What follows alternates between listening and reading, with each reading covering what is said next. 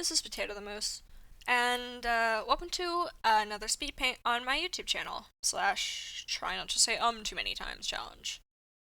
Just real quick, before we begin, I'd like to apologize in advance if there are any audio issues while you are watching this speed paint. I am trying my best to mitigate annoying sounds that show up in my audio recordings and my voiceovers for my videos, but unfortunately I'm someone who whistles on his S's a lot and I do not know how to make that stop.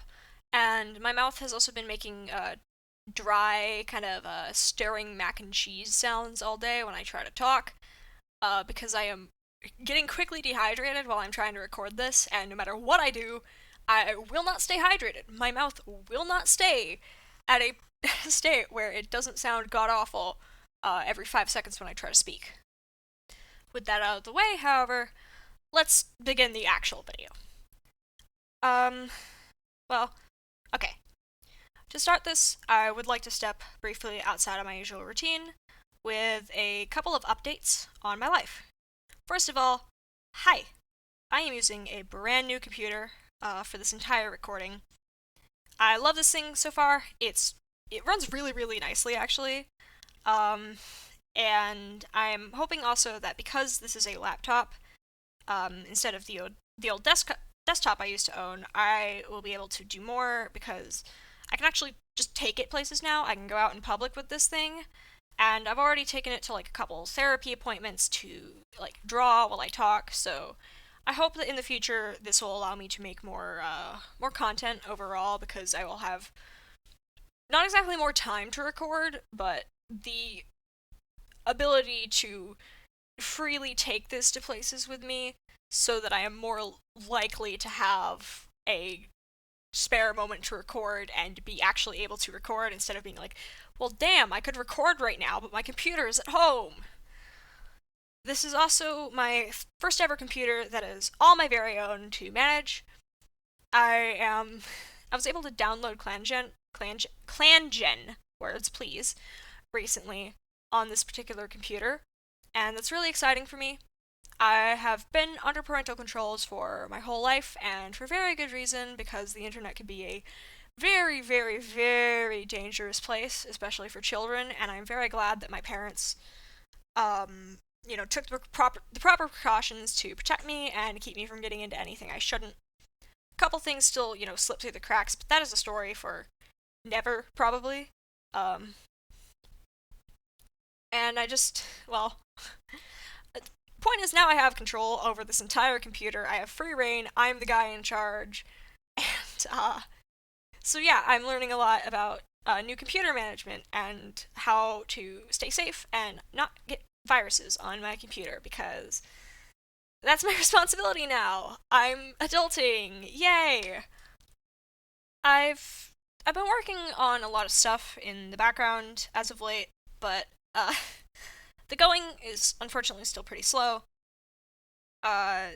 Speaking of responsibility and adulting, I am still, how do I put this? I'm in my final year of high school. I'm at the end of my senior year.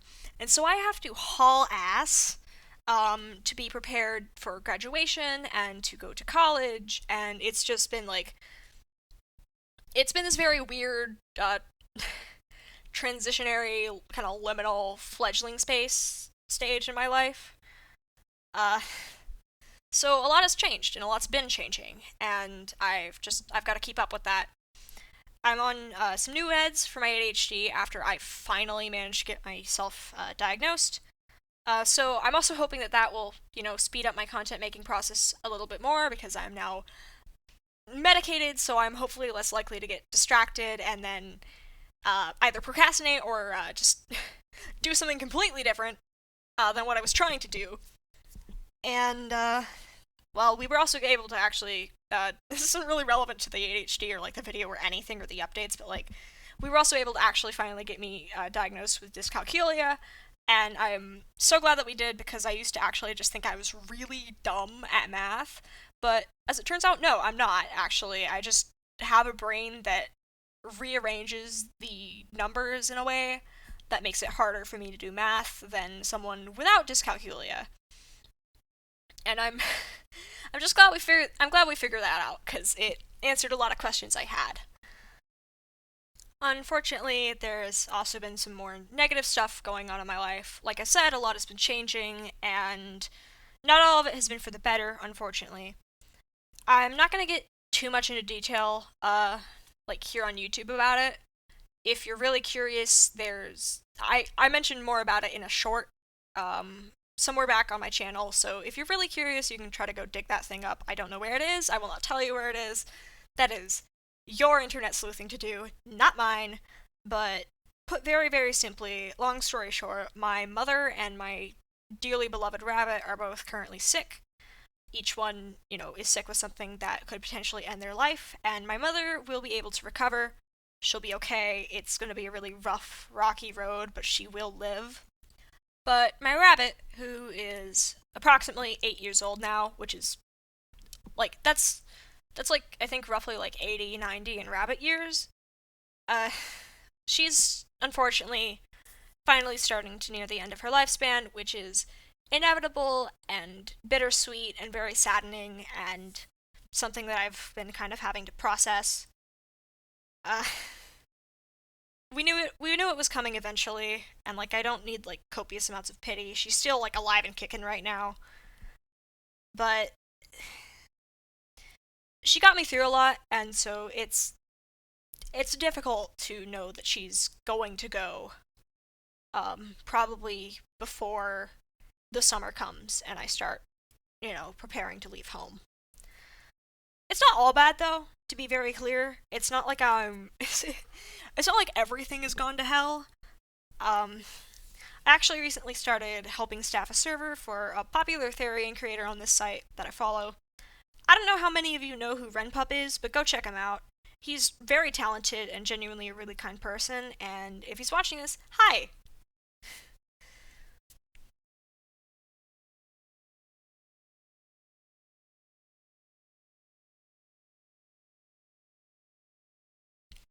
Moving on to talk about design. Oh boy, oh boy. Buckle up, it's a long ride. Um, for this design, I wanted to go with something different than I usually would. My past adopts, of like the same like effort level and expense and nature as this guy, we're all kind of leaning towards greens and reds and blues, and so I decided, hey, we gotta shake this up a little, dude. And so I found a nice purple mood board, and immediately I thought to myself, huh, Mafia Kitty. And so it was decided. I struggled a lot on the colors with this guy. Truth be told, it is very hard to work with darker colors, especially when they're followed by pops of brighter highlights, which is what I was trying to go for here. I wanted to make sure he looked dark and match the aesthetic of the mood board, but I also had to be very careful to not make him like too dark, since I had wanted to do this mood board for its lovely purple color. I do think it turned out pretty good, and he's definitely worth the the $20 I'll be selling him for. But as you can see in the video, I was struggling for a while there. It was very important to me to make sure that the bright colors weren't too saturated. I get really peeved off actually when the saturation levels in a character design like clash too hard. It ticks me off. It makes me upset. It scratches my brain wrong. I don't like it. So I had to make sure that they were appropriately desaturated, but also that they didn't stray too far from the mostly purple color scheme I was allowing myself. The only exceptions I really made to this rule were the yellow and the brown that you see in like the buttons and the belt and the eye, and that is because otherwise it would have been way too monotone actually. And the thing about a mostly kind of purpley color scheme is that yellow and brown, both of which are actually like much warmer colors, they come across as much more complementary. Yellow and purple are complementary colors, so using the brown and the yellow as like accents really worked well. And it's also for that same reason that actually the white that I used for this is not actually pure white. It is white kind of tinged off white yellow, and that is also to make it pop against the purple based black that I used for most of his fur. Another interesting color strategy that I used here was, and you'll notice this if you look closely, uh, the different areas that make up his fur, his pants, and his vest are also all slightly different colors, and this is for a couple of reasons, but the most important two are that it adds a visual interest, and also that if I had used the same colors that I'd used for his fur, he would look naked, and, I'm gonna be honest, you ever, see one of those, you ever see a person wearing, a skin-colored shirt, and it's, really, really weird to look at, because it's it's skin color, but it's not skin texture, so your brain kind of doesn't know what to do with it. And it's just roughly the same color as their skin, so it's what is up with your? Oh, it's a shirt. Okay, it's a shirt. Never mind. Never mind. Your skin is normal. You're just wearing a weird shirt. So I did not want to do that to him, and I also did not want to leave him without clothes because I personally don't like leaving my furries without clothes. It's a personal preference. I don't have anything against people who do draw their furries without clothes, but I like adding clothes because when I add clothes, it allows me to do more with the design and the colors and the personality, just overall showing through in the character design that I would not be able to do if they did not have clothes. Because sure, I could add a butt ton of markings, but that would also make them very complicated to draw and animate, and so it's a lot simpler to just slap some clothes on there so that, uh, it's, I don't know. The point is, it fits my art style better, and it makes, for me at least, the drawing process of making those furries easier. Another little thing that I want to point out, because this is actually, my favorite trick in the book, one of my favorite techniques I've ever used in character design, is the fact that I used two kinds of black for his fur. I developed this strategy as part of my kind of not exactly side hobby, but part of my liking for creating warrior cats OCs. And I wanted to create a single color cat at one point, but I didn't want it to look too flat. Single color cats are very interesting in real life, but that's also kind of because they're 3D and you can tell that they have texture, and the light plays off them in a certain way, and that makes them much more visually interesting to look at because there's more going on that draws your eye. The thing about my very cartoony art style is that I don't have the advantage of it being nice and textured and, shaded in a particular way that makes it look like an actual real life cat, because I am not a realist, and trying to do realism coupled with my blocky, very distinct art style would just kind of look weird and probably very uncanny valley, and I do not want to deal with that. I do not want to try. So I had to come up with a different strategy to make sure that my single color designs didn't look all boring and monotone and just one color. So the trick that I figured out how to use was this.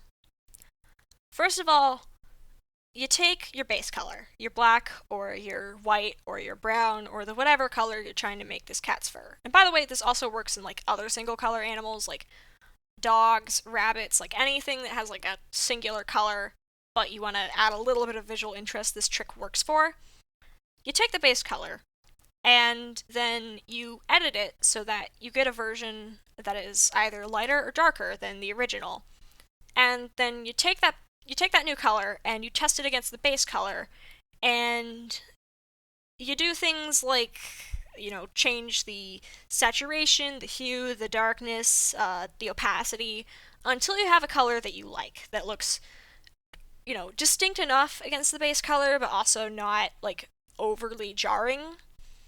And then you use that, and you have your fun with your shapes and, the placement and whatever, and all that jazz. And it's honestly, kind of a lifesaver for me.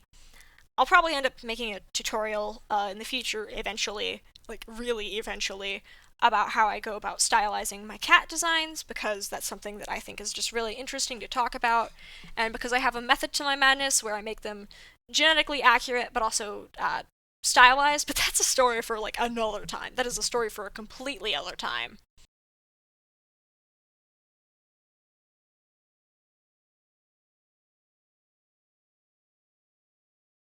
All in all, I really enjoyed getting to draw this guy. He was kind of a blast to draw.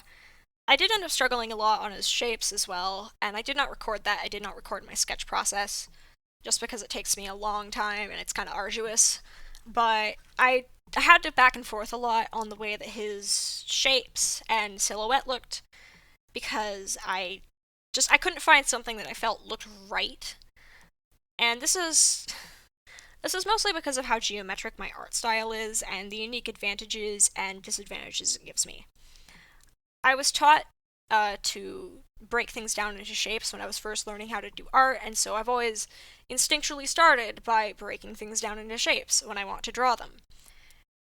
And the thing is, on the one hand, that does make it easy to understand the way that a thing is formed, and it makes it, pretty easy to get like a very distinct, blocky shape that's become very recognizable to who I am. But it also does, like, it does kind of limit me in some ways. Unfortunately, I have a little bit of trouble kind of wrapping my head around the way that the shapes move or change or are fluid, because I like to use very like rigid straight lines a lot of the time for I don't know, it just looks good. I just like doing it. And that does unfortunately affect me in ways that, they make my poses stiffer sometimes if I'm not careful, and it can also cause me a lot of same face syndrome. If you don't know what same face syndrome is, it is when you have a bunch of character designs, a bunch of characters, and their facial features are all like so similar that they look like they could be just interchangeable almost, and their only like defining features are things like clothing and hair and colors and stuff. And the thing is that unfortunately, I see it happen in a lot of artists. It's definitely something even I fall victim to sometimes. And it's just, if you study the shapes too hard and then you don't allow yourself room to be flexible with the shapes, it can lead to that. And so that's a thing I'm still learning how to avoid. Maybe one day I'll do a tutorial on it, but I'm still on the fence about doing that just because I'm very protective over my art style. Other than that, I think that's all I have to say for today. Thank you so much for watching. If you enjoyed this video, please consider liking, commenting, even subscribing. It really does mean the world to see that the things that I create for my own joy bring joy to other people as well. And until then, stay safe, stay hydrated, and I will see you next time. Bye!